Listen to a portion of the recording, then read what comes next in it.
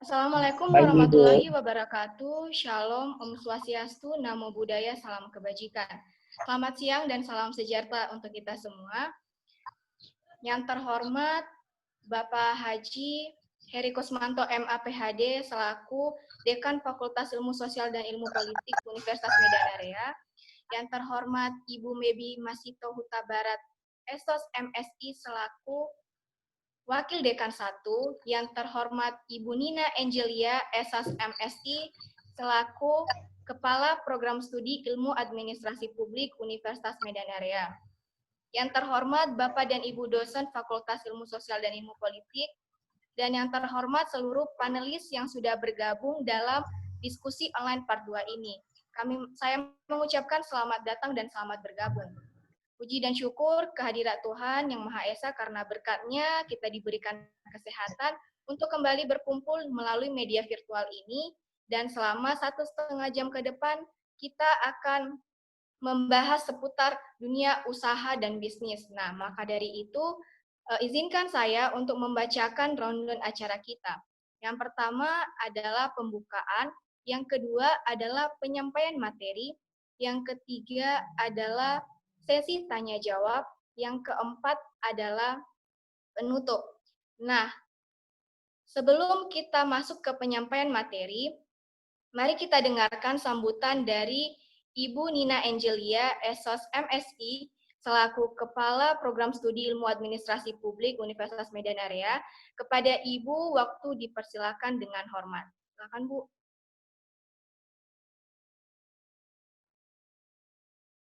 Oke. Assalamualaikum warahmatullahi wabarakatuh. Selamat pagi. Terima kasih kepada peserta yang hadir pada hari ini. Ini diskusi dari Prodi Administrasi Publik yang biasa kita lakukan, memang akan rutin ya diskusi online ini diadakan. Jadi udah 2 kali, jadi yang kedua ini kami bahas tentang milenial jadi pengusaha hits gitu ya kan. Milenial hits jadi pengusaha siapa takut. Nah, narasumbernya yaitu Ibu Marlina Deliana.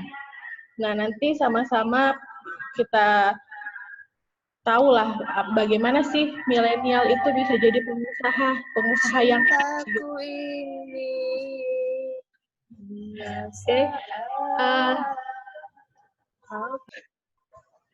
Oke, sampai di situ dulu. Saya ucapkan terima kasih. Assalamualaikum warahmatullahi wabarakatuh. Baik, terima kasih Bu untuk sambutannya. Sekarang kita masuk di sesi foto bersama. Untuk teman-teman dan untuk panelis yang sudah ikut bergabung dalam diskusi online ini, dihimbau untuk mengaktifkan kameranya. Sekali lagi, untuk panelis yang sudah bergabung dalam diskusi online ini untuk mengaktifkan kameranya. Saya akan memberikan aba-aba, tapi sebelumnya masih ada yang belum aktif kamera ini. Sekali lagi, tolong kameranya diaktifkan.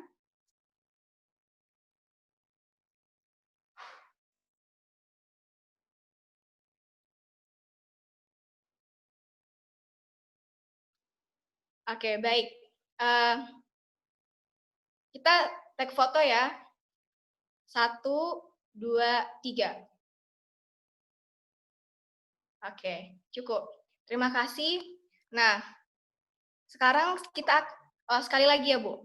Ya, sekali lagi, wajah yang ganteng dan cantik ditunjukkan. Oke, baik. 1, 2, 3. Oke, sudah cukup ya. Baik. Pada diskusi online part 2 ini, kita mengangkat tema milenial jadi pengusaha, kenapa tidak? Nah, jadi pada diskusi online ini, saya sebagai moderator akan menggunakan 2 bahasa, English and Indonesia. Jadi, setiap saya berbicara di English, saya akan translate juga. Nah, sebelum masuk ke penyampaian materi, ada beberapa yang ingin saya jelaskan saya sampaikan mengenai entrepreneur. Nah, jadi, some more narrow definition has described entrepreneurs as the process of designing, launching, and running a new business, which is often initially a small business, or as the capacity and willingness to develop, organize, and manage a business venture along with any of its risks to make a profit. And then, entrepreneurship is important as it has the ability to improve standards of living and create wealth not only for the entrepreneurs but also for the business. Nah, jadi diskusi online kali ini kita akan membicarakan tentang what about entrepreneur, how to start, how to find idea, and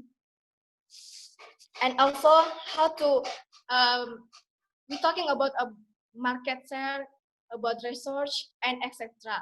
Nah, pada saat ini sebelum narasumber menyampaikan materi, untuk teman-teman boleh mengambil pulpen dan buku untuk mencatat hal-hal yang penting yang disampaikan oleh narasumber kita.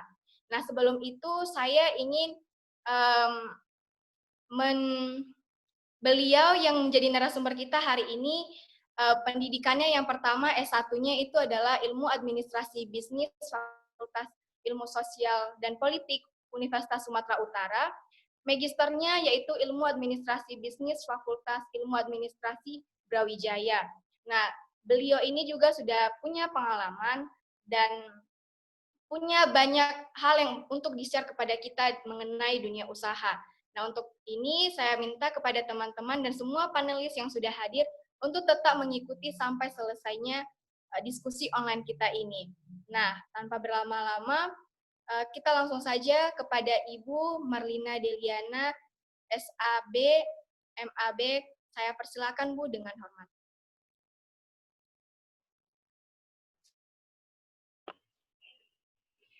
Ya, Assalamualaikum warahmatullahi wabarakatuh. Selamat pagi.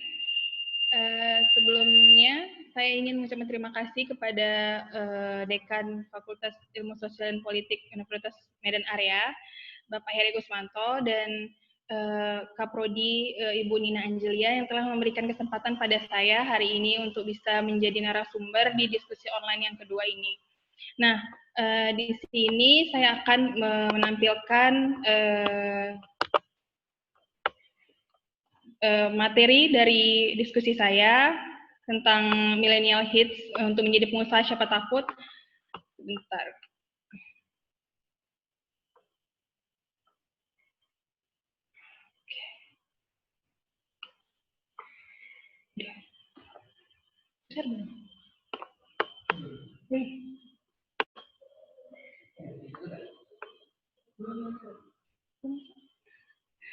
Sebentar.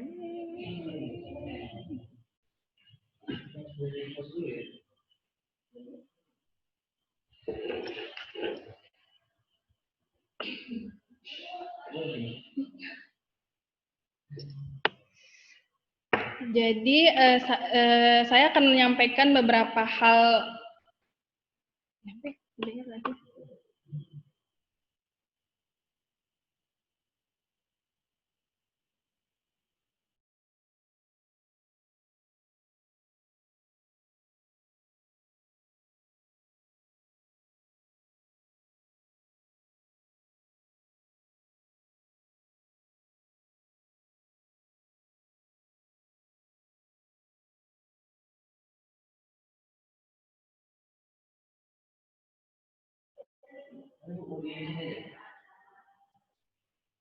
Udah boleh. Cari kamu. Udah. Oh, udah. Jadi ada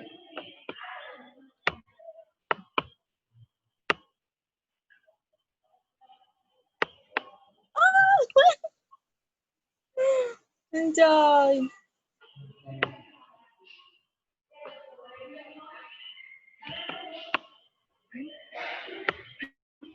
Udah benar apa belum? Udah.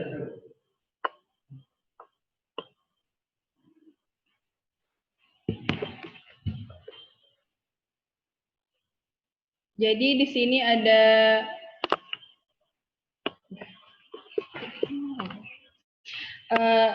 millennial hits jadi entrepreneur siapa takut. Jadi sebenarnya apa sih entrepreneur itu?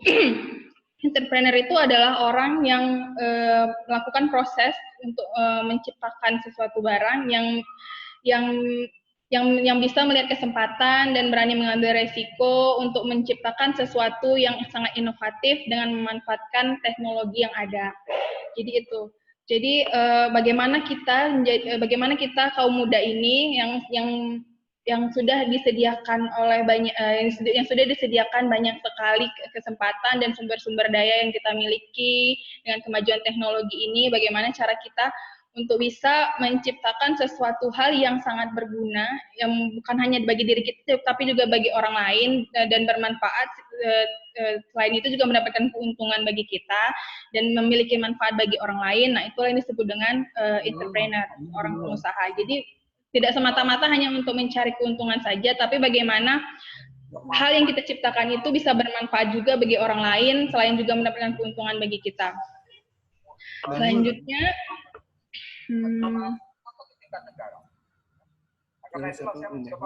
enggak lah, kayaknya cuma kata sambutan.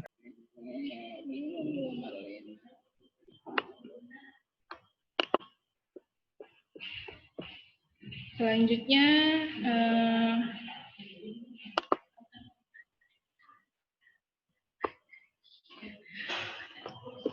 kerjaan ini kan? Kerjaan ini gambarnya nggak bisa.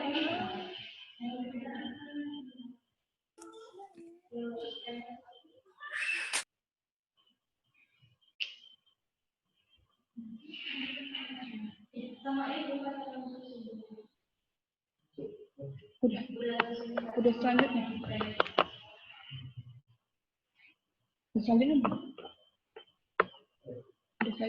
Kemudian manfaat untuk menjadi seorang wirausaha itu yang pertama untuk peluang dan kebebasan untuk mengendalikan nasib sendiri. Nah, entrepreneur itu dikenal sebagai you are your own boss gitu. Jadi kamulah yang membosi dirimu sendiri. Apapun yang kamu lakukan, keputusan yang kamu buat jika ada masalah, bagaimana cara mengatasi masalah tersebut, itu adalah keputusan dari diri kita. Jadi bagaimana kita mengelola itu, apakah kita akan meneruskan usaha itu, ataukah kita ingin mengembangkan, ataukah kita hanya yaudah tidak ingin melakukan banyak hal tentang yang penting terjual. Itu sebenarnya tergantung dari diri kita sendiri sebagai seorang pengusaha. Itulah salah satu manfaat untuk berwirausaha. Kemudian yang kedua, peluang untuk melakukan perubahan. Nah, seorang pengusaha ini diharapkan akan menjadi memberikan dampak perubahan bagi lingkungannya, menciptakan lapangan kerja, memberikan menyalurkan ide-ide kreatifnya untuk perubahan di lingkungannya. Selain bermanfaat bagi dirinya, dia juga bisa mencapai potensi diri. Kita tuh sebagai kalau ingin berwirausaha, kita tuh harus mengetahui potensi yang ada di dalam diri kita. Bagaimana kita untuk mencapai potensi itu, kita sendiri yang memahami apa yang kita miliki, sumber daya yang kita miliki, sumber daya dana maupun pengetahuan, pengalaman, itu adalah potensi diri kita yang bisa kita kembangkan melalui berwirausaha. Kemudian ada peluang untuk meraih keuntungan seoptimal mungkin. Ya, karena kalau kita berwirausaha, kita itu tahu apa aja sih yang bisa kita lakukan untuk bisa mendapatkan keuntungan, metode-metode apa, bagaimana caranya kita melakukan promosi yang sebaik-baiknya supaya kita bisa mendapatkan seoptimal mungkin, atau bagaimana kita memanfaatkan sumber daya yang kita miliki. Keuangan semua itu kita yang mengatur. Makanya salah satu manfaat berusaha adalah keuntungan yang kita dapatkan bisa optimal. Kemudian ada peluang untuk berperan aktif dalam masyarakat dan mendapatkan pengakuan. Nah, ini yang sebelumnya yang saya bilang tadi. Kita itu bisa menjadi agent of change, agent perubahan di lingkungan kita. Gitu. Jadi kita bisa menciptakan lapangan kerja untuk bagi orang lain. Jadi kita tuh tidak hanya bermanfaat bagi diri sendiri, tapi kita juga bisa bermanfaat di dalam masyarakat dan mendapatkan pengakuan. Banyak pengusaha-pengusaha muda di Indonesia ini yang akhirnya menjadi bermanfaat dan mendapatkan pengakuan dari masyarakat. Salah satunya sebut saja yang kita tahu pendiri Gojek. Dia sekarang sudah menjadi Menteri Kebudayaan dan Pendidikan. Jadi dia dari melakukan usaha yang sangat kecil aja yang Gojek sebenarnya itu hal yang tidak terpikirkan tapi ada pada saat itu Gojek itu gitu. Tapi dia bisa memanfaatkan peluang itu dengan teknologi yang berkembang sekarang sehingga dia menjadi seorang yang inovator. Padahal sebenarnya itu udah ada, cuman dimodifikasi oleh beliau menjadi lebih inovatif lagi dan lebih maju sehingga dia bermanfaat. Nah, itu yang disebut dengan entrepreneur gitu. Seorang inovator, invention. Jadi dia menemukan sesuatu hal yang sangat berguna bagi masyarakat dan mendapatkan pengakuan dari situ. Kemudian manfaat yang lain itu ada peluang untuk melakukan sesuatu yang disukai. Ya, karena kita itu melakukan wirausaha itu bisa berawal dari hobi. Misalnya kalau kita hobi masak, nah kita tuh pasti terpintas, oh ya gimana ya kalau ini kita jual. Nah, gitu. Jadi mulai dari hal-hal yang kecil. Jangan kita bermimpi besar, tapi hal yang kecil aja kita itu tidak pedulikan. Tapi mulai dari hal yang kecil, mulai dari hal yang disukai. Misalnya kalau misalnya hobi masak, makan, mulai dari situ akan terpikirkan ide untuk melakukan, untuk menjadi seorang wirausaha. Kemudian selanjutnya ada karakteristik pengusaha sukses. Ada beberapa hal yang wajib kalau menurut saya yang harus dimiliki oleh seseorang jika ingin memulai untuk menjadi seorang pengusaha. Yang pertama itu ada ability. Ability itu adalah kemampuan yang kita miliki. Kita tuh paling enggak kita tuh harus tahu untung rugi dari produk yang akan kita jual. Kita tuh jangan menjual aja tapi kita nggak tahu sebenarnya kita tuh untung atau rugi. Nah, untung atau ruginya produk itu biasanya jika kita jual produk, misalnya kita modalnya 10.000 gitu.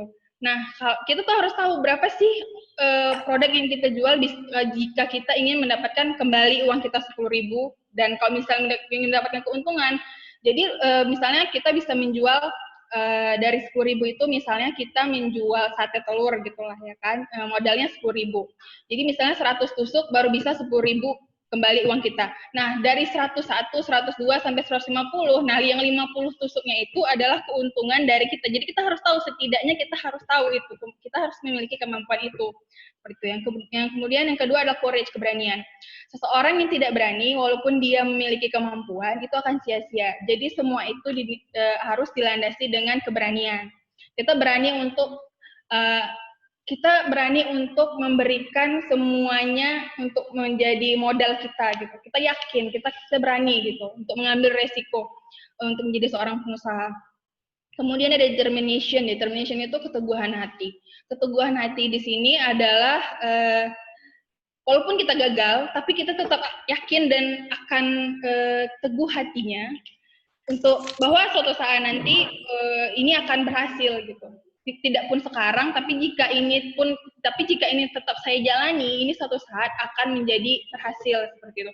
Karena usaha itu karena sebenarnya kalau kita ingin mendirikan usaha, yang dilihat itu bukan awal-awalnya, tapi sebulan atau 3 bulan setelah kita menjalankan usaha itu. Jika kita tetap eksis, berarti insya Allah usaha kita itu bisa maju gitu. Karena dan ada keteguhan hati juga. Kita tuh walaupun jika sehari nih banyak nih yang pesan, tiba-tiba besoknya nggak ada, jangan langsung down gitu. Kita tuh harus teguh hatinya gitu. Bagaimana caranya? Ya kita terus melakukan promosi di media sosial yang kita miliki atau kita kabarkan ke teman-teman, ke saudara. Yang pokoknya kita harus tetap eksis gitu. Jadi kita selalu ada dilihat orang kalau kita itu masih melakukan usaha. Itu namanya determination, keteguhan hati atau motivasi. Jadi ada motivasi dalam diri kita untuk bisa berhasil. Kemudian ada creativity. Creativity ini adalah bagaimana cara kita untuk mengubah sesuatu yang dianggap orang biasa tapi menjadi luar biasa. Nah, itulah namanya pengusaha. Jika kita harus kreatif. Jika kita menjual sesuatu tapi tidak berhasil, nah kita harus berpikir bagaimana caranya supaya yang kita jual ini, yang awalnya tidak laku, bagaimana caranya supaya dia bisa diterima oleh masyarakat. Apa yang kurang dari kita? Apakah dalam bentuk kemasannya, ataukah rasanya? Jadi, apakah kita kurang promosi? Jadi, kreatif ini tuh bukan hanya dari produk, tapi dari bagaimana cara kita menjualkan produk kita. Seperti itu. Kemudian selanjutnya itu ada nature of successful entrepreneur. Jadi sifat-sifat yang harus dimiliki oleh seorang entrepreneur itu ada yang pertama confidence, ya confidence itu percaya diri. Nggak mungkin kan kita nawarin sesuatu produk itu malu-malu gitu. Jadi kita harus berani, kita tuh harus berani sama orang untuk menawarkan, dan kita harus percaya diri untuk menawarkan pada orang, ini loh produk saya tuh ada ini kelebihannya ini. Kita tuh harus tahu dan percaya diri sehingga orang pun percaya kalau produk kita itu bagus dan memiliki manfaat gitu. Kalau misalnya makanan rasanya enak, kalau misalnya produk apapun dia bermanfaat dan memiliki hasil yang skincare dia bisa memutihkan dia, kita harus percaya diri. Bagaimana orang mau percaya kalau kita pun nggak pada kita, kalau kita sendiri aja nggak percaya sama diri kita sendiri. Yang kemudian itu selanjutnya ada task and result oriented, itu berorientasi pada tugas dan hasil. Jadi kita tuh harus percaya, kita tuh apapun yang kita lakukan, apalagi seorang pengusaha, kita tuh harus yakin dan percaya atas hasil yang akan kita petik di kemudian hari. Jadi kita tuh nggak akan bisa, kita tuh jangan mengharapkan sesuatu hal yang instan, karena sesuatu itu adalah proses. Semua itu ada prosesnya, dan itu harus kita jadwalkan, maksudnya kita schedule gitu. Jadi ada time schedule-nya, ada prosesnya gitu. Ada proses yang harus dilewati untuk bisa menjadi seorang entrepreneur yang sukses. Dan itu salah satu yang harus kita miliki itu yang determination itu, ada keteguhan hati. Walaupun sulit, walaupun susah, walaupun gagal, tapi kita tuh harus teguh hatinya kalau ini pasti berhasil gitu. Kemudian ada risk taking. Risk taking itu mengambil pengambilan risiko. Kita tuh harus berani mengambil risiko atas apapun yang kita lakukan. Sebenarnya tidak hanya dalam berwirausaha, tapi dalam berwirausaha itu juga sangat penting karena itu berpengaruh terhadap diri kita sendiri. Nah, karena berwirausaha itu kan nanti awalnya kan ada kendali dalam diri kita. Nah, dia tuh nanti kalau misalnya risk taking, kita harus berani, apapun resiko yang kita hadapi, kita harus berani mengambilnya dan jangan berhenti. Jadi kalau misalnya lagi susah, seperti sekarang ini ya, masa pandemi, kebutuhan naik, segala macam, misalnya kita biasanya ini bisa nih buat 10 pack gitu misalnya untuk jualan makanan. Ya, bagaimana cara kita biar supaya tetap eksis? Jadi kurangin aja, jadi 5 gitu. Tapi itu tetap ada gitu, dan kita tuh berani mengambil risiko untuk terus membuat itu, walaupun mungkin yang membeli berkurang, tapi setidaknya kita mengambil risiko untuk tetap berjalan usaha ini. Kemudian ada leadership, kepemimpinan. Nah, kepemimpinan ini bagaimana cara kita memimpin diri kita, disiplin, bangun pagi, disiplin dalam melakukan segala hal gitu.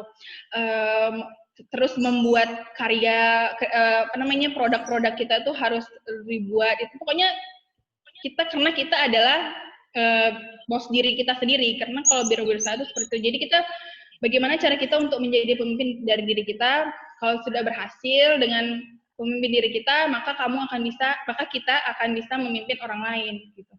Kemudian ada originality. Originality ini adalah originalitas dari produk. Memang kita ketahui bahwa untuk menjadi original itu sulit. Gak ada orang yang 100% benar-benar orisinil gitu.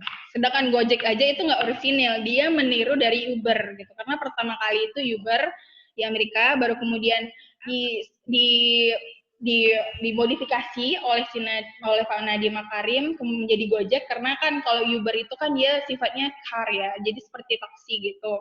Kemudian dia melihat kearifan lokal. Kita kan banyak motor nih, banyak orang-orang yang motor, Gojek gitu.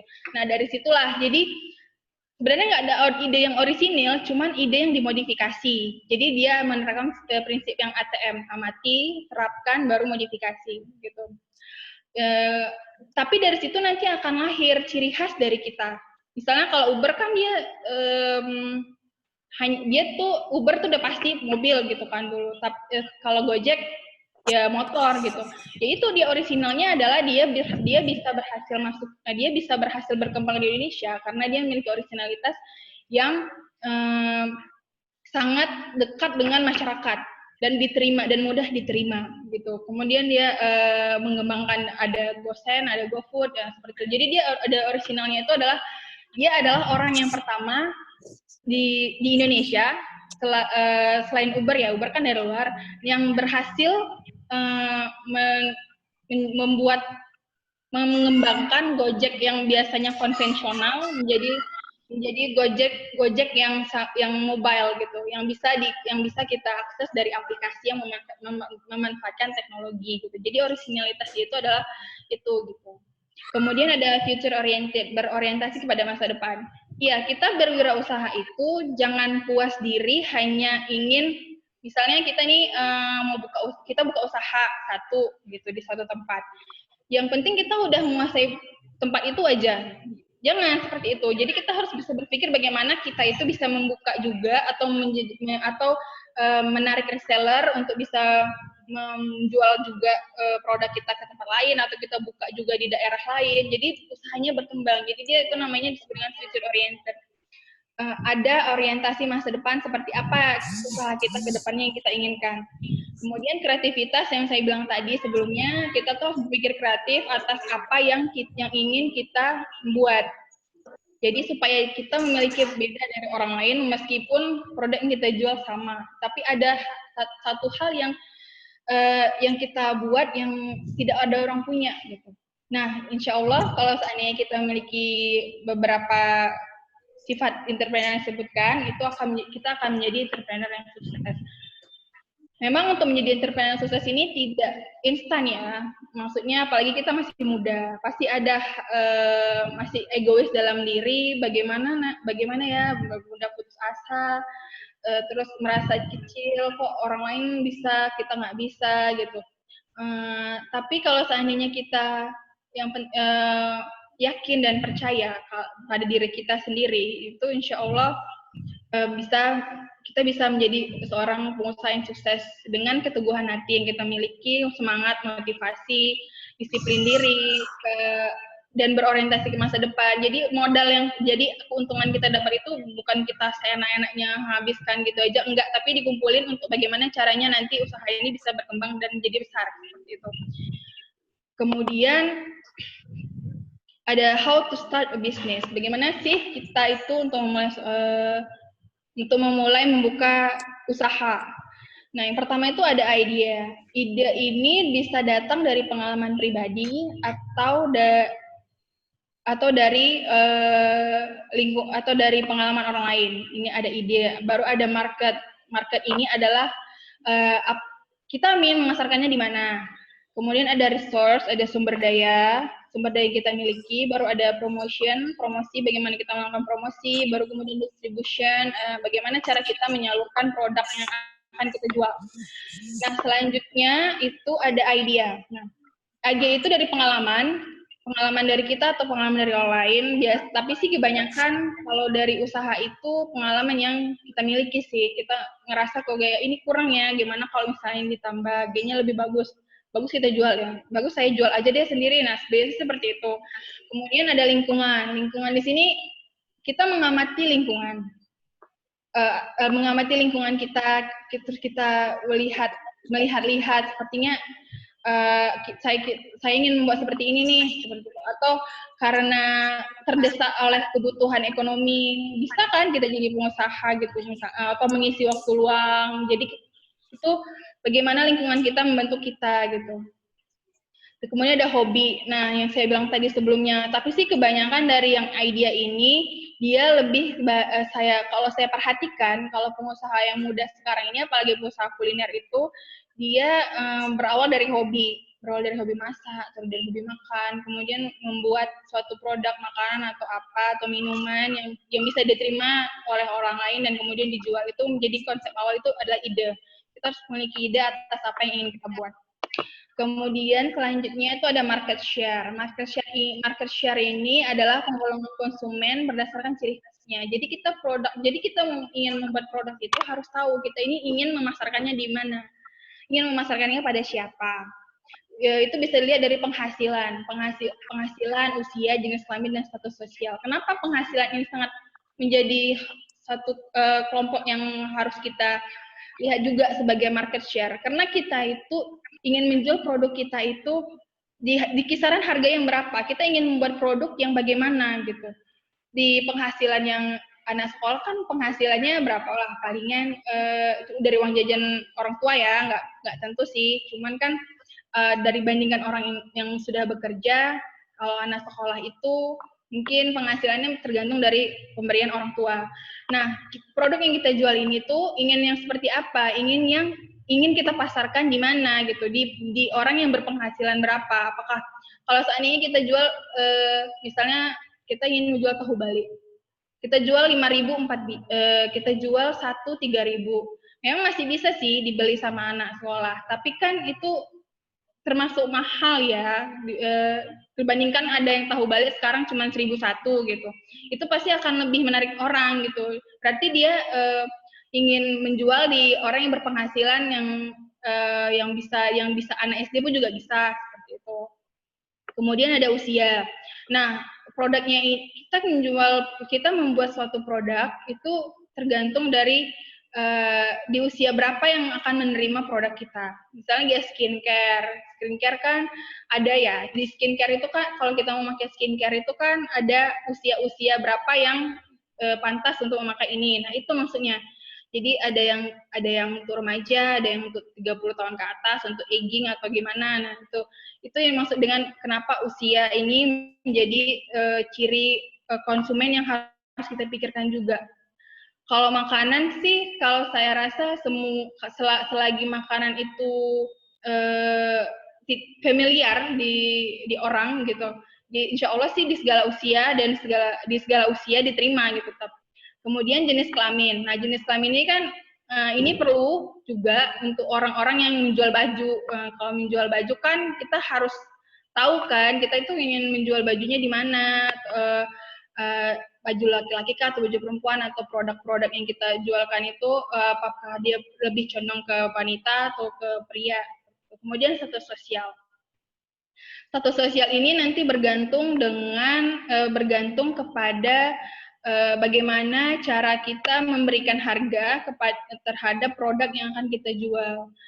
Ya, kita tahu kan sekarang ini kayak yang banyak yang peye. Nah, peye kan dulu itu berapa sih peye itu dulu, kayak cuman makanan kampung kalau dulu mah istilahnya kayak gitu kan. Nah, tapi karena ada seorang artis, nah jadi dia tuh naik derajat, nah mahal harganya. Nah, itu namanya status sosial, tapi dia memiliki brand tersendiri untuk bisa masuk ke status sosialnya gitu. Jadi kita tuh sebenarnya bagaimana kita membrandkan produk kita ini sehingga bisa masuk ke status sosial yang mau kita jual produknya, seperti itu. Kemudian selanjutnya ada resource, ada sumber daya. Nah, sumber daya ini itu ada niat, pendanaan, dan bahan baku. Kenapa di sini ada niat? Karena percuma ada dana dan bahan baku kalau kita tidak ada niat. Jadi semua itu tuh harus didasari dengan niat.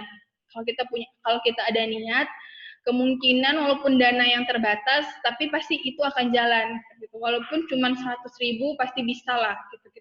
Kita mau buat apa dari hal-hal yang kecil? Kita tuh nggak usah berpikir yang untuk membuat suatu produk yang besar gitu, membutuhkan dana yang banyak. Nggak usah. Kita tuh hal yang kecil aja kita berpikir. Yang kayak peye tadi itu kan nggak berpikir peye itu bakal menjadi booming sekarang ini. Kalau tidak ada, kalau bukan seseorang artis itu yang pertama kali menggembar-gemborkan lah peyenya itu kan. Jadi itu dari hal yang sangat remeh, seperti telur gulung SD.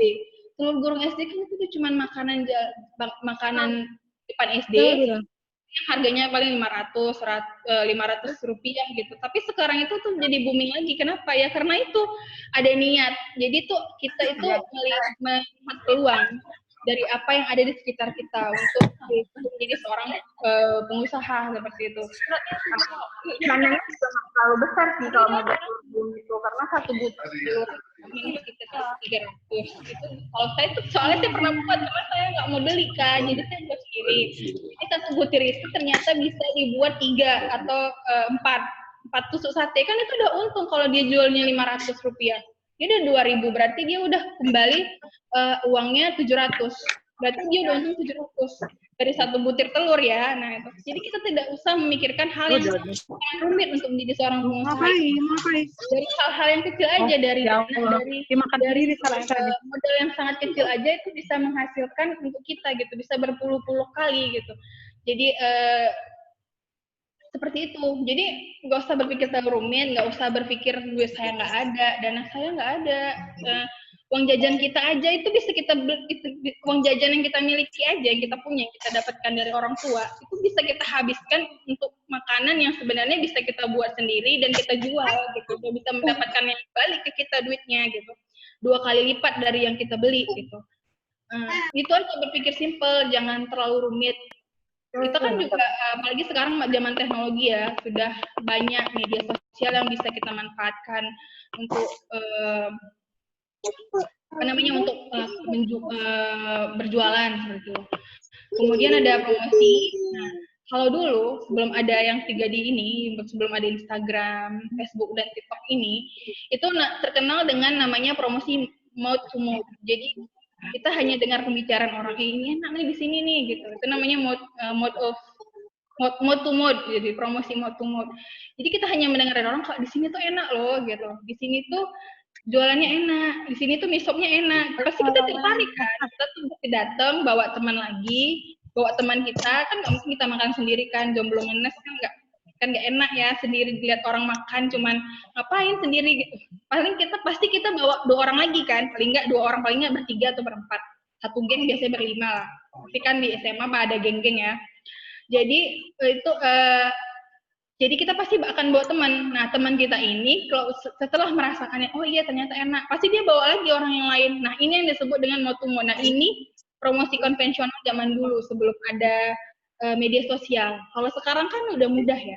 Ada Instagram, ada Facebook, ada. Nah, ini sangat menarik nih. Saya sangat menarik melihat pergeseran tren dari TikTok. Karena dulu TikTok itu terkenal dengan kealayan orang yang joget-joget dan nari-nari. Terus nyanyi-nyanyi nggak jelas. Tapi sekarang ternyata TikTok itu digunakan sebagai media promosi. Banyak orang yang sekarang melakukan promosi di TikTok. Bukan hanya dia, misalnya nih ya, saya tuh kemarin itu melihat ada ST Indonesia. Pasti kalian pernah dengar ya, kalau nggak pernah dengar coba di search. Itu tuh viral kemarin ternyata di TikTok, dan itu kemarin sempat masuk ke Instagram. Nah, jadi dia itu ST Indonesia ini dari Jogja, dan itu tempat viral yang awalnya hanya satu outlet di Jogja, sekarang dia sudah ada hampir di seluruh Indonesia. Nah, itu hanya dari TikTok, berarti kan ada pergeseran dari pemanfaatan TikTok ini dari yang sekedar hanya untuk joget-joget yang nggak jelas alay itu, juga bisa dimanfaatkan sebagai media promosi yang sangat efektif, karena ternyata sekarang banyak sekali orang yang menggunakan TikTok ini gitu. Seperti misalnya saya tuh sering melihat di explore Instagram, sering sekali orang nge-share tentang resep makanan dari TikTok ternyata, terus menarik, terus lucu, menarik gitu. Jadi apa yang kurang di Instagram ternyata itu bisa diwujudkan di TikTok, dan itu bisa menjadi media promosi yang sangat efektif. Karena sekarang orang juga ternyata banyak yang tertarik untuk menggunakan TikTok, karena ada juga selebgram TikTok gitu. Saya juga nggak paham ya, pokoknya gitulah. Nah, jadi ada pergeseran yang menarik dari Instagram, TikTok. Tapi Instagram ini masih menjadi suatu media yang populer ya untuk melakukan promosi, melakukan promosi produk gitu. Nah, masih banyak juga sih influencer yang di Instagram itu yang digunakan oleh seorang yang memiliki usaha untuk memperkenalkan usahanya, dan itu ternyata efektif gitu. Di Facebook juga, di Facebook walaupun dia media sosial yang udah lama, tapi masih banyak digandrungi oleh orang-orang muda maupun tua. Bahkan sekarang Facebook ini cenderung udah ke orang yang tua ya, udah ibu-ibu, mama-mama gibah, julid, nah di Facebook. Nah, Instagram juga gitu. Tapi itu masih ternyata di ketiga media sosial ini tuh memiliki dampak yang sangat besar bagi kita, yang kalau kita bisa memanfaatkannya dengan baik, itu bisa menghasilkan menjadi media promosi untuk mempromosikan dari produk yang ingin kita jual. seperti itu. Nah, kemudian ada distribution. Distribution ini bagaimana cara kita untuk agar produk kita itu sampai ke orang. Nah, kalau dulu kan kita kalau ingin menjual itu harus ada tokonya ya, harus ada toko, harus menarik tokonya, harus bisa dikunjungin. Nah, sekarang itu karena sudah kemajuan teknologi, ada yang namanya toko online. Banyak juga orang-orang yang menjual tanpa memiliki toko konvensional. Toko konvensional itu maksudnya dalam wujud toko seperti itu ya. Itu tuh yang banyak gitu sekarang dia toko online itu banyak. Selain dia juga selain dia juga mudah dan tidak ribet karena harus memikirkan biaya untuk sewa gedung atau apa gitu, sewa karyawan. Tapi dia toko online itu dia menjadi pilihan alternatif yang sangat banyak diminati oleh orang untuk orang yang baru merintis usaha gitu. Apalagi sekarang ini udah banyak Grab, ada Gojek, terus ada Tiki, JNE gitu. Jadi ada banyak alternatif kurir untuk bisa mengantarkan produk kita sampai ke tangan pembeli gitu.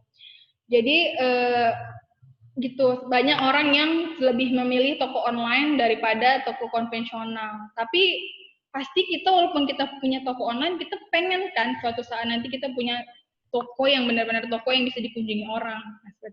Tapi untuk awalnya kalau dana terbatas, sumber daya yang kita miliki terbatas, toko online itu menjadi pilihan alternatif yang sangat banyak diminati oleh orang-orang. Selain dia juga mudah aksesnya, kemudian murah karena kita tidak membutuhkan biaya untuk sewa gedung atau yang lain sebagainya, dan tidak perlu juga bayar listrik dan lain-lain. Nah, itu toko online itu sangat mudah di mana aja, mobile dia. Orang di handphone pun kita juga dari handphone pun kita pergi kemana kalau ada orang ini bisa gitu, mudah. Kemudian ini contoh produk-produk yang kita anggap remeh tapi ternyata mendatangkan keuntungan yang optimal.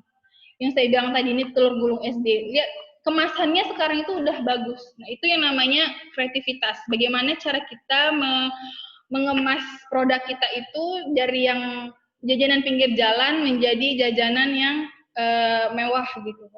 Dengan harga yang lebih mahal daripada jajanan di pinggir jalan. Berpikir simple. Intinya itu ada berpikir simple. Ada PY. Dulu PY itu harganya paling cuma 80.000 kan. Sekarang itu udah berapa? 100.000, 150. Jadi gara-gara artis itu yang memperkenalkan PY sehingga menjadi booming, terus orang pun juga oh iya bagus nih ternyata PY ini gitu, dengan modal yang tidak terlalu besar tapi dia bisa menguntungkan, memberikan keuntungan yang besar. Nah, es teh Indonesia ini yang saya bilang tadi, dia tuh hanya berpikir awalnya es teh yang dari plastik itu dikemasnya aja di dalam gelas, terus dijualnya dengan harga 8.000, dari harga yang 3.000, 4.000 perak itu yang di dalam plastik dia jual 8.000, berarti 2 kali. Dia hanya mengganti tempat aja, mengganti dari plastik menjadi ke gelas plastik. Nah, tapi dia itu viral gitu, dia tuh banyak yang ngantri, padahal cuma jual es teh doang. Sampai pada akhirnya sekarang dia memiliki toko di beberapa kota-kota besar di Indonesia. Kemarin kalau nggak salah ada di Medan, tapi saya nggak tahu sekarang masih ada atau enggak. Nah, itu kan hebat gitu. Dari yang satu toko biasa di Jogja sampai bisa meng-Indonesia hanya jual es teh, itu kan hebat gitu. Berarti itu yang dinamakan dengan pengusaha. Jadi dia ada berpikir ke depan. Jadi produk yang dijualnya itu dia berpikir bagaimana nanti ke depannya, dia ada bagaimana cara dia mengembangkannya, dia memiliki pandangan ke depan atas produk yang dia buat sehingga bisa meng-Indonesia gitu, bisa dinikmati oleh orang Indonesia yang lain, bukan cuma di tempat dia aja gitu. Nah, itu yang disebut dengan seorang pengusaha. Dari hal-hal kecil yang kita anggap remeh di sekitar kita, tapi bagi orang lain, tapi bagi seorang pengusaha itu adalah peluang yang bisa dia manfaatkan untuk bisa berguna bagi diri dia gitu. Nah, ini beberapa contoh orang yang pengusaha muda di Indonesia. Ada Tokopedia, ada pendiri Tokopedia, ada orang yang nge-hack. Ternyata saya baru tahu karena searching orang yang punya makaroni ngehe ini, si Ali Muharram ini ternyata dari seorang office boy. Saya tuh waktu baca itu takjub gitu. Oh, ternyata untuk menjadi kalau kita menjadi seorang pengusaha itu bisa seperti ini ya gitu. Bisa mengubah hidup kita. Dia seorang office boy di suatu kantor, kemudian dia memberanikan diri mengambil resiko untuk membuat makaroni ngehe ini, sehingga sekarang menjadi jajanan favorit yang orang lain pasti bakal tahu, bakal pengen ngerasain gitu, pengen beli gitu, yang jadi oleh-oleh, jadi buah tangan gitu, sehingga sekarang dia sudah tidak menjadi office boy lagi, tapi jadi seorang pengusaha muda yang diperhitungkan di Indonesia. Kemudian ada pendiri kopi Kenangan yang sekarang kopinya sering kita minum. Nah, dia awalnya hanya merintis di Jakarta, tapi sekarang usahanya sudah ada di hampir seluruh di Indonesia. Hanya menjual kopi. Yang kalau di warung paling sekitar 3.000 4.000 secangkir. Tapi dia diolahnya menjadi tambahnya susu apa segala macam dijual 20.000 gitu. Berarti itu ada peluang yang dilihat dari dia gitu. Dari hanya menjual kopi. Tapi dia bisa sesukses sekarang. Kemudian ada pendiri Bukalapak, terus kemudian yang kita kenal, yang nggak ada yang nggak kenal oleh pendiri Gojek ya, Bapak Nadiem Makarim yang sudah menjadi Menteri Kebudayaan. Nah, selanjutnya kita tuh bingung, gimana sih cara kita tuh nggak ada dana loh untuk menjadi pengusaha. Kalian cari lomba-lomba yang untuk menghasilkan talent wirausaha muda. Nah, salah satunya di KBMI yang diadakan di UMA.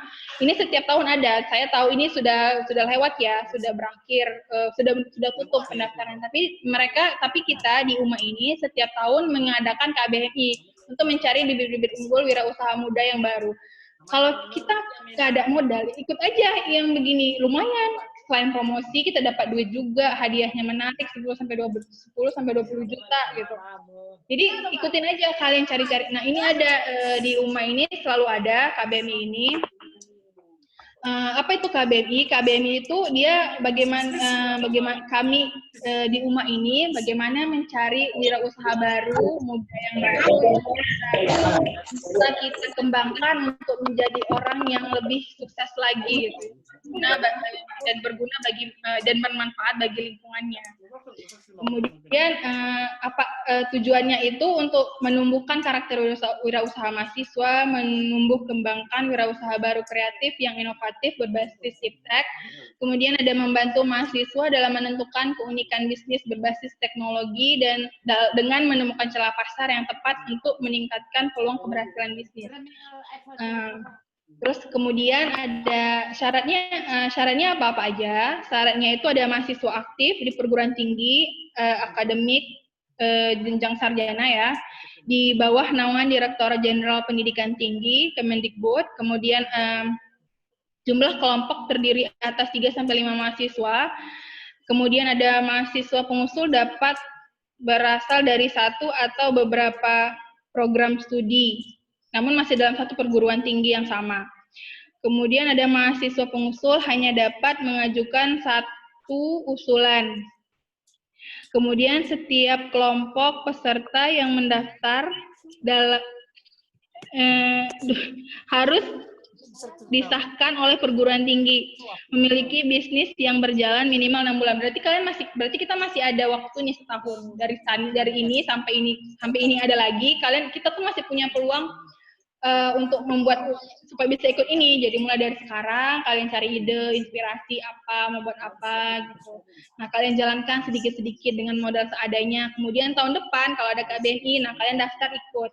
Kan enak kalau lolos dapat uang 10-20 juta. Kan lumayan gitu untuk mengembangkan usaha, separuhnya lagi untuk uang jajan, kan lumayan gitu. Jadi saya kira seperti itu saja hari ini materi yang saya sampaikan. Semoga bermanfaat bagi kita dan bisa memberikan inspirasi bagi semuanya untuk menjadi seorang wirausaha. Bagaimana cara kita untuk bisa menjadi seorang wirausaha. Memang untuk menjadi seorang wirausaha itu tidak mudah ya. banyak hal yang harus kita perhatikan. Jadi, mungkin dananya terbatas atau kondisi yang kita alami sekarang di masa pandemi ini apalagi sangat sulit ya, terlalu banyak hal yang harus kita pertimbangkan. Tapi seperti yang saya bilang sebelumnya, yang saya bilang tadi, jangan berpikir kalau kita itu dana yang sangat besar untuk bisa membuka usaha. Kita tuh berpikir simple untuk bisa menjadi seorang yang besar gitu. Bagaimana kita tuh akan menjadi besar kalau kita berani mengambil langkah kecil dalam hidup kita. Nah, seperti itu juga jadi seorang wirausaha. Kita tuh bisa memanfaatkan kondisi, kita bisa memanfaatkan keadaan kita dengan keterbatasan yang kita miliki, dengan keterbatasan dana yang kita miliki. 100.000 itu bisa untuk modal kita kok, saya yakin. Karena saya juga pernah mencoba untuk menjalankan usaha waktu saya masih kuliah di Brawijaya Malang. Karena sambil nunggu dosen yang lama ya, mau bimbingan susah banget mau ketemu aja sebulan cuma sekali gitu, daripada nganggur nggak ngapa-ngapain, tesisnya juga udah tinggal di doang. Jadi saya sama teman-teman saya itu ngide sih awalnya itu, karena kami lagi bosan lagi rebahan aja, kayaknya kok bingung ya, rebahan aja, badan sakit, kepala pusing, duit habis kan. Jadi mending duit kita tuh separuh kita buat aja jadi usaha seperti itu. Jadi kami kemarin jual ayam geprek ya itu, kalau nggak salah saya jual ayam geprek dengan modal 700.000 dalam waktu 3 bulan. 3 bulan lebih itu modal kami itu sudah kembali dan kami untung 2.500.000 dibagi 3. Itu kan modal yang hanya 700.000 tapi bisa menghasilkan 2.500.000 itu kan sangat luar biasa gitu. Ternyata menjadi seorang pengusaha itu tuh sangat menguntungkan gitu dengan modal yang seadanya. Atau kalau nggak ada, tapi kami nggak ada uang 700.000, ya nggak masalah. Uang 100.000 pun bisa kalau kita tuh ada niat untuk menjadi seorang pengusaha gitu. 100.000 tuh apa sih? Kalian jual Thai tea, itu kalau kalian beli tehnya, bubuk tehnya itu tuh murah, harganya itu cuma 30.000 kalau saya nggak salah. Itu satu pack gede itu, nah itu bisa nggak habis-habis, bisa lama habis, dan kita hanya menjual air kan, tapi dari yang uang 100.000 yang kita buat curahkan untuk modal Thai tea itu bisa kembali berkali-kali lipat sama kita hanya menjual Thai tea aja gitu, air aja yang kita jual. Kita jangan berpikir kalau saya nggak ada dana, duit saya tuh terbatas. Kita nggak ada dana tapi nongkrong di kafe bisa. Mending kan duitnya itu kita manfaatkan. Bagaimana caranya memanfaatkan duit yang kita miliki yang seada-adanya itu untuk bermanfaat dan menghasilkan untuk kita. Ya mungkin seperti itu saja yang bisa saya sampaikan.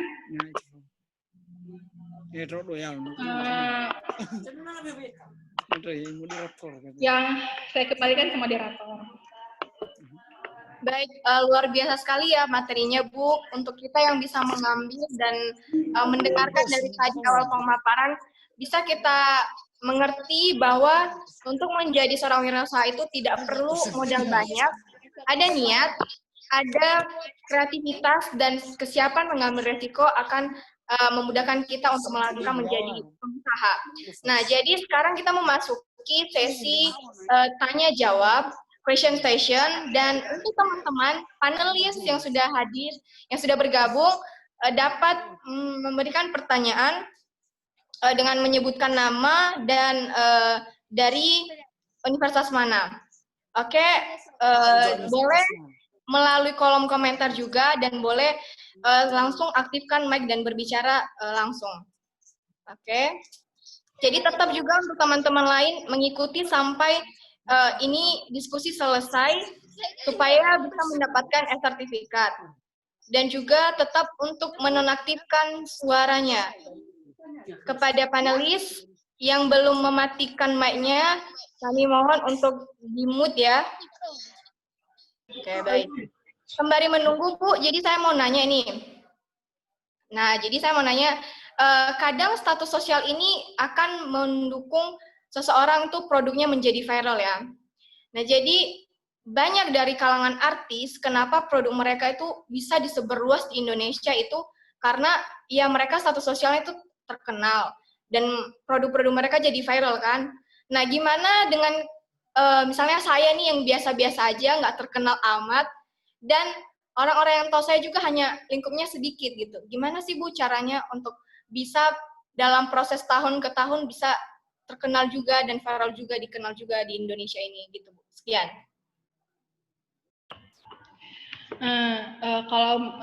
Kalau viral atau nggak viralnya itu, kalau artis oke ya, karena mereka sudah punya nama gitu.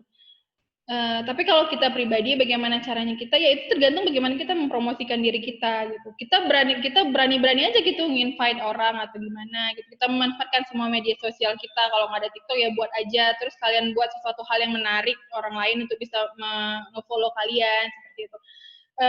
Dulu makaroni ngehead juga bukan dari orang yang terkenal, tapi dia bisa menjadi besar sekarang ini. Kenapa? Karena dia produk yang dia jual itu unik gitu. Jadi kita tuh harus benar-benar memiliki produk. Kalau kita orang biasa ya, kita tuh harus benar-benar memiliki produk yang unik, yang kemudian akan menarik perhatian orang dan kemudian akan viral. Karena itu viral itu kita tuh tidak bisa membuat produk yang kita buat itu viral dengan sendirinya, enggak gitu. Dan untuk viral atau enggak viralnya itu pun enggak semua produk juga bisa viral gitu. Hanya produk-produk tertentu saja yang bisa gitu.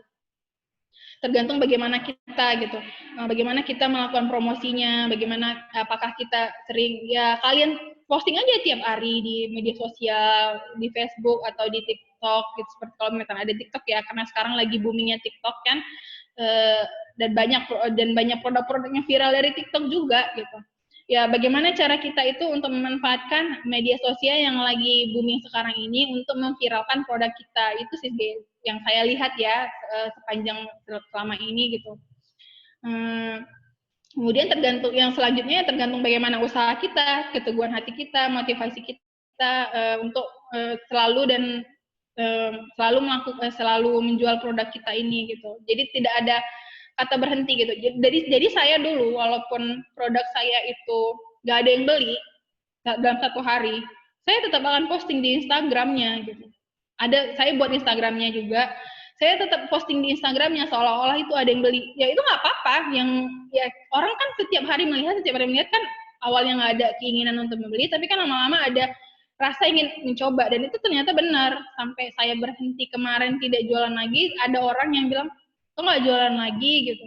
Karena saya memang berhenti untuk tidak jualan lagi, karena harus memilih gitu. Jadi saya mau lulus atau saya di DO atau saya mau jadi pengusaha, kan bingung ya, udah kasihan sama orang tua, jadi ya udah deh berhenti aja gitu. Tapi itu ternyata dia menyebar gitu ke kalangan-kalangan mahasiswa yang lain gitu. Jadi itu akan viral dengan sendirinya sih kalau produk yang kita punya itu unik, dan kita tuh juga bukan siapa-siapa, asalkan produk kita unik dan misalnya kayak mie level gitu kan, orang kan aneh kan, dulu tuh nggak ada mie level, apa sih mie pedas-pedas, tapi kan karena dibuat level jadi viral gitu. Jadi kita aja ini tanpa disuruh sama mereka untuk memviralkan, kita pasti ngepost itu di media sosial kita kan. Nah itu yang kemudian menjadi viral gitu. Jadi ada orang yang, jadi kita sendiri juga bagian dari orang bagaimana cara membuat produk kita tuh viral gitu. Ada keunikan yang kita jual, produk kita unik dan berbeda dari yang lain, kemudian banyak yang post viral, nanti lama-lama akan viral sendirinya gitu. Seperti yang game level-level pedas-pedas itu, seperti itu. Mungkin itu, apa ada lagi? Oke, baik Bu, makasih ya untuk sampai pertanyaan saya udah mengerti. Artinya tergantung bagaimana kita promosi dan bagaimana kreativitas juga dan membuat seunik mungkin. Nah, untuk teman-teman dan seluruh panelis yang pengen bertanya, boleh langsung aja ditanyakan, nyalakan mic-nya aja, atau boleh juga di kolom komentar.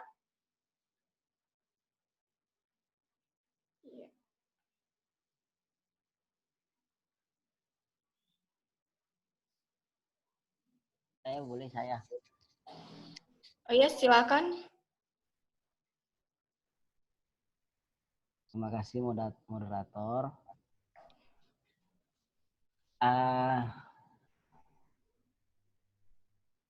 Yang saya hormati Ibu Kaprodi, karena ini saya lihat Pak Heri nggak ada. Ada Kak Epi juga, Yang saya hormati Kapolri pemerintahan. Saya cuman ingin berbagi aja sama Ibu Marlina. Jadi yang sekilas tadi kan kita lihat bahwasannya kreativitas dan teknologi itu penting dalam berusaha. Namun di sisi lain juga ada hal-hal yang mungkin menjadi hambatan di daerah-daerah. Ini di daerah-daerah yang mungkin idenya ada tapi teknologi tidak ada gitu. Kalau kita di zaman memang benar di zaman 4.0 saya rasa itu tidak ada masalah. Tapi yang saat ini terjadi bahkan untuk pengenalan sosmed pun di daerah mungkin masih minim gitu. Itu terjadi. Sebenarnya jika mindset sesederhana ini dimiliki setiap orang tua di daerah, saya rasa pengangguran itu bakal berkurang drastis. Pasti saya. Cuman mindset yang begini ini tidak ada. Bahkan kalaupun ada hanya segelintir orang aja yang berpikir ke depan. Jadi saat ini masih berpikir bagaimana anak yang tamat sekolah meneruskan perkebunan ayahnya atau yang pekerjaan ayahnya, atau bahkan masih yang berpikir sebagai PNS atau segala macam lah yang bekerja itu. Saya mengambil kutipan dari Bob Sadino yang mana menurut saya itu sangat menarik. Beliau mengatakan setinggi apapun pangkat kamu, jenderal sekalipun,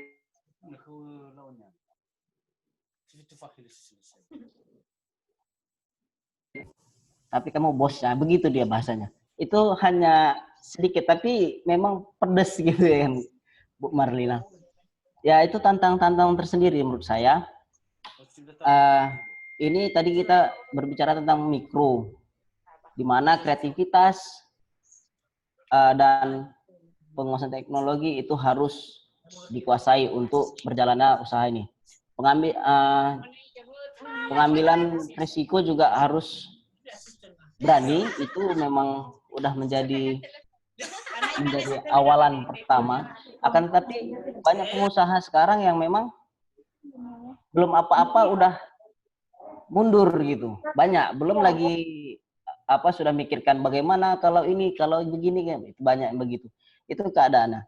Mereka tidak berani ambil resiko. Padahal kalau menurut saya sendiri, apalagi di daerah metropolitan, kita menampilkan kualitas yang baik saja, itu pasti bakal dicari orang tanpa perlu kita promosi. Itu kenyataannya.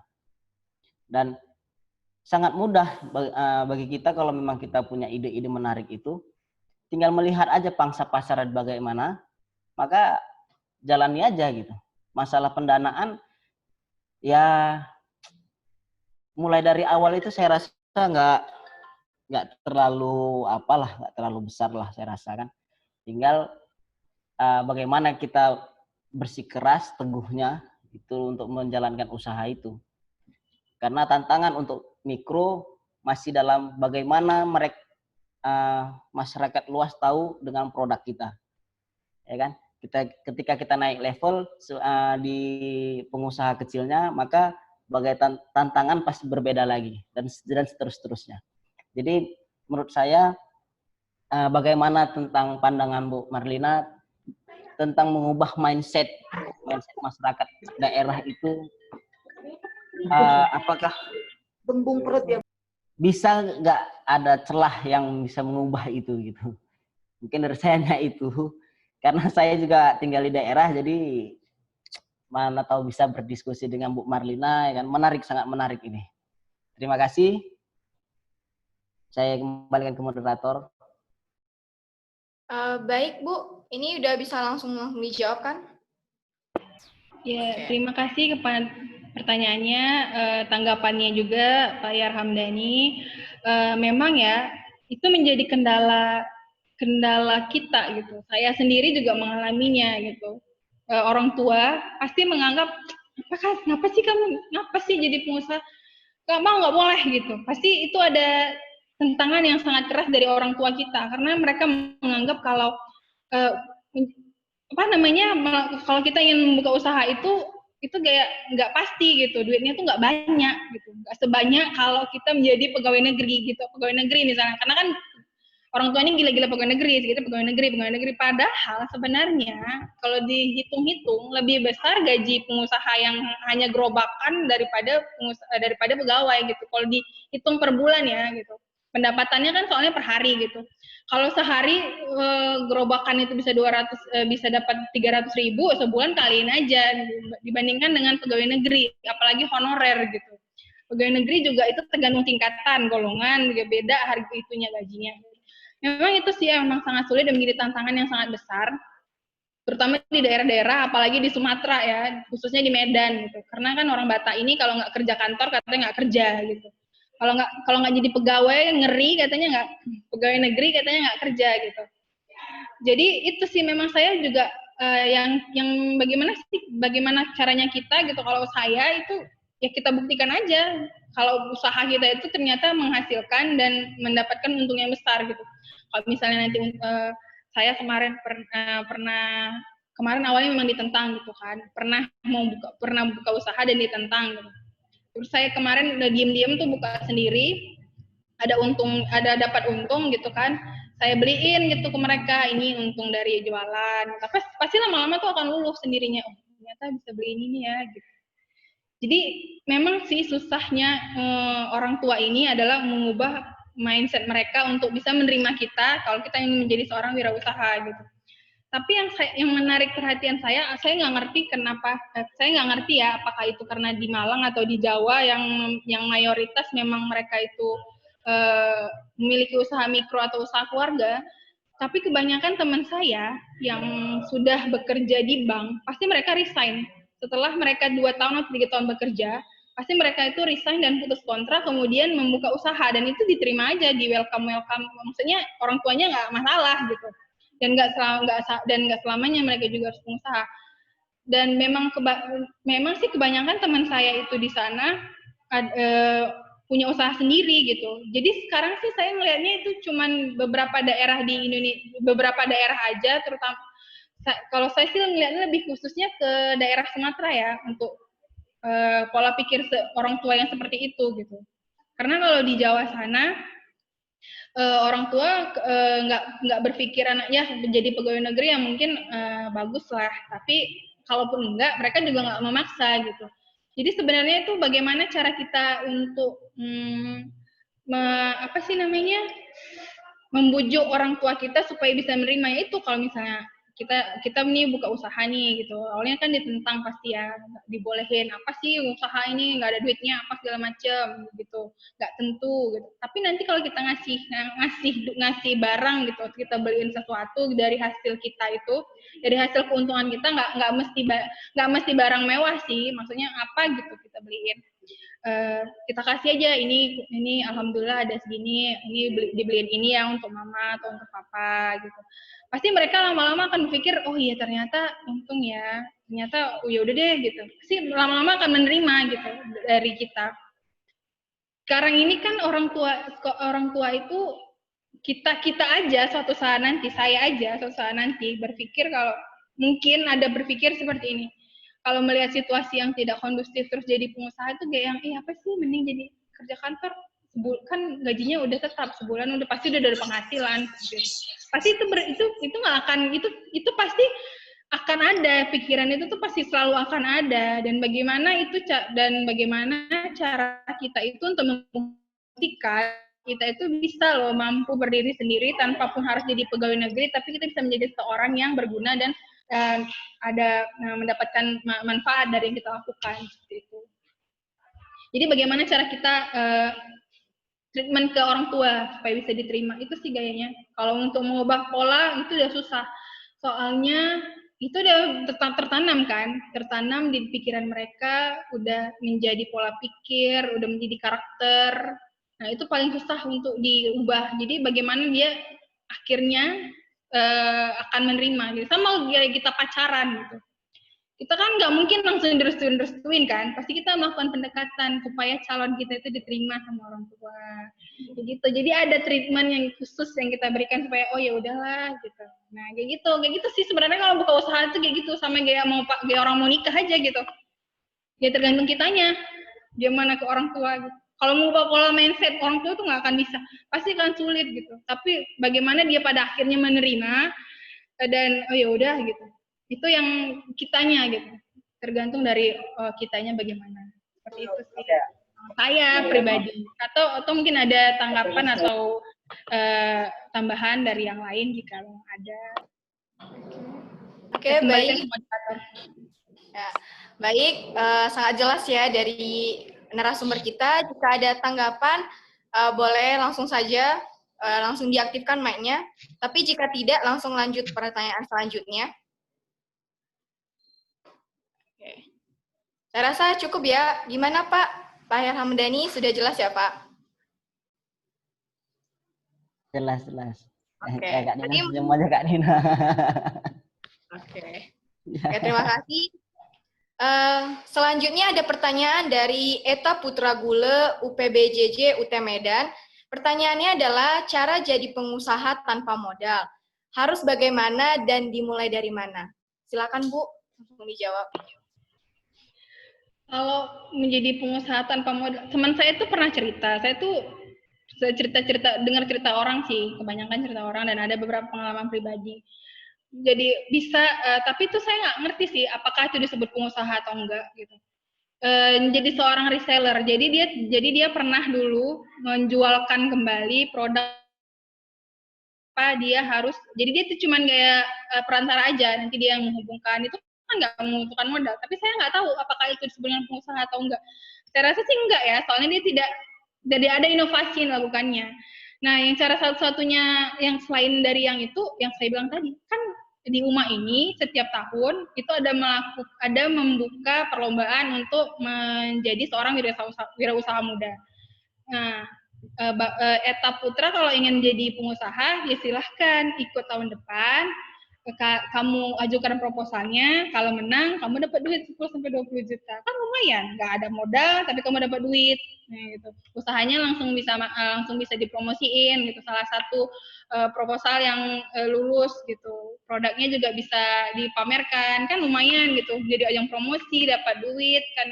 Nggak ada, usahanya itu cuma ide doang gitu, cuma ide yang kalian tuangkan di proposal, kemudian kalian ikut seleksi, kalau lolos menang, kalau enggak ya coba lagi gitu kan, bisa aja alhamdulillah. Tapi ya itu gitu, atau cari perlombaan kewirausahaan lain kan banyak gitu, bukan cuma di UMA aja, tapi si UMA setiap tahun dia ada, mungkin seperti itu.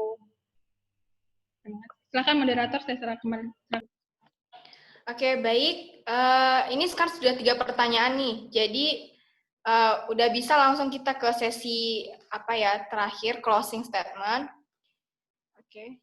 Gimana Bu Nina? Langsung saja kita ke closing statement karena Oke, baik. Jadi saya akan memberikan sedikit kesimpulan dari narasumber. Yang pertama adalah pengusaha itu proses menciptakan sesuatu yang inovatif menggunakan teknologi yang ada, kemudian menjadi seorang wirausaha, you are a boss. Segala keputusan ada di tangan Anda, dan pengusaha ini juga akan mampu membuka lapangan pekerjaan bagi orang lain. Kemudian we can be an agent of change. Nah, kemudian di sini kita harus punya kemampuan, motivasi, creativity, berani mengambil resiko, dan untuk memulai sebuah usaha itu, produk yang harus kita pasarkan, harus kita mengamati, menerapkan, dan memotivasi. Nah, demikianlah diskusi online kita hari ini. Terima kasih untuk semua panelis yang sudah bergabung dalam diskusi online part 2. Semua yang disampaikan oleh Ibu narasumber itu akan bermanfaat jika kita terapkan di dalam kehidupan sehari-hari, bukan hanya jadi pendengar tapi langsung melaksanakannya. Ada seorang tokoh yang pernah mengatakan bahwa habiskanlah waktumu untuk menjelajah dunia dan berkarya. Ingat, kamu hanya menjalani masa muda sekali saja. Nah, setelah itu maka kamu akan menjadi penikmatnya gitu. Nah, untuk teman-teman yang sudah bergabung baik dari mahasiswa-mahasiswi dan umum, teman-teman dari Yogyakarta, Aceh, Jakarta, dari NIAS, adik-adik kami SMA, kami berterima kasih sebanyak-banyaknya, Dek. Kakak, abang, bapak, dan ibu semuanya, kita di administrasi publik akan terus mengadakan diskusi online, dan kami berharap juga tetap untuk bergabung menjadi bagian dari setiap diskusi online ini. Terima kasih saya ucapkan, dan salam sejahtera buat kita, salam sehat.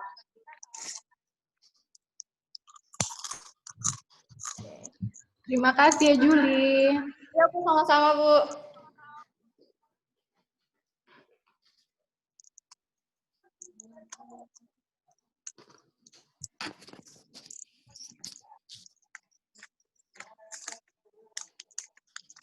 Jadi ini udah bisa live ya, Bu? Udah langsung bisa keluar ya, Bu? Teman-teman yang udah selesai, jadi terima kasih udah bisa langsung keluar. Terima kasih, Mbak.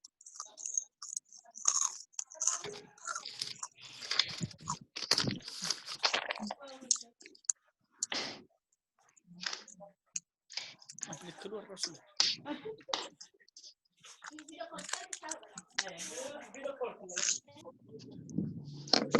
Sabi aja saya Sagirao.